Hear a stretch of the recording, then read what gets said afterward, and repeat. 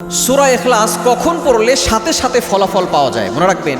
সূরা ইখলাসের ফজিলত কিন্তু অনেক বেশি এবং আমরা অনেকেই সূরা ইখলাসের আমল করে থাকি।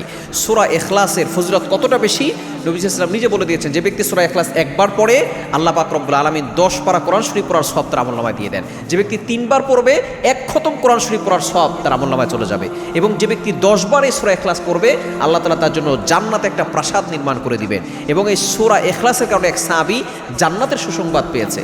নবীজি সাল্লাল্লাহু আলাইহি ওয়াসাল্লাম এক সাহাবীকে নামাজের ইমামতি করে ইমাম বানিয়ে তাকে পাঠিয়েছেন। তিনি প্রত্যেক নামাজেই সূরা ইখলাস পড়তেন। সাহাবায়ে কেরাম তার ব্যাপারে অভিযোগ করলেন, ইয়া রাসূলুল্লাহ, সে তো প্রত্যেক নামাজে সূরা ইখলাস পড়ে। নবী সাল্লাল্লাহু আলাইহি ওয়াসাল্লাম তাকে জিজ্ঞেস করলেন, কেন পড়ো? বলে, আমি এই সূরাকে মহব্বত করি, এই সূরার ভিতরে আল্লাহর পরিচয় আছে।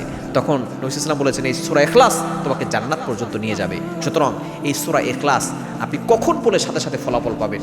আপনি জুমার দিন আসরের নামাজের পরে এই সময় দোয়া করলে দোয়া কবুল হয়। আপনি এই সময় সূরা ইখলাস আপনি 10 বার পড়বেন। 10 বার পরে আপনি আল্লাহর কাছে দোয়া করবেন। আগে পরে দুরূদ শরীফ পড়ে নেবেন, কেননা দুরূদ শরীফের যদি আপনি পরে দুরূদ শরীফ পড়ার পরে দোয়া করেন, আল্লাহ তাআলা সেই দোয়াটা তাড়াতাড়ি কবুল করেন, তাড়াতাড়ি অ্যাকসেপ্ট করেন। এবং দুরূদ শরীফ না পড়ে দোয়া করলে ওই দোয়াটা মুআল্লাকুন পেন্ডিং অবস্থায় থাকে, ঝুলন্ত অবস্থায় থাকে, সেটা আল্লাহর কাছে পৌঁছায় না। এজন্য আগে পরে দুরূদ শরীফ পড়বেন, এরপরে সূরা ইখলাস 10 বার পড়ে আপনি আল্লাহর কাছে দোয়া করবেন। দেখবেন আল্লাহ তাআলা আপনার সাথে সাথে দোয়াগুলো কবুল করে নেবেন।